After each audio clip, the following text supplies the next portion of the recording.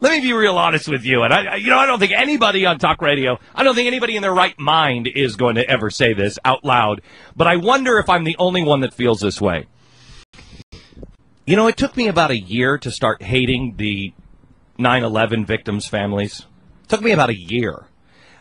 And I had such compassion for them, and I really, I wanted to help them, and I was behind, let's give them money, let's get started, all of this stuff. And I really didn't, all the 3,000 victims' families, I don't hate all of them. I hate probably about 10 of them. But when I see, 9/11 victim family, on television or whatever, I'm just like, oh, shut up. I'm so sick of them because they're always complaining, and we did our best for them.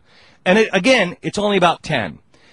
But the second thought that I had when I saw these people and they had to shut down the Astrodome and lock it down, I thought, I didn't think I could hate victims faster than the 9/11 victims.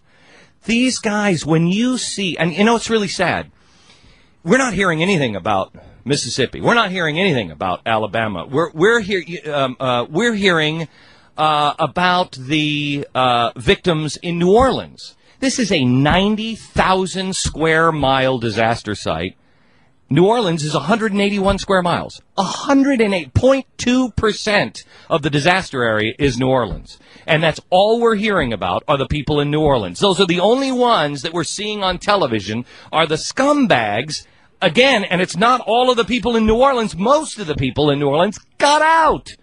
It's just a small percentage of those who were left in New Orleans or who decided to stay in New Orleans, and they're getting all of the attention. It's exactly like the 9/11 victims' families. There's about 10 of them that are spoiling it for everybody.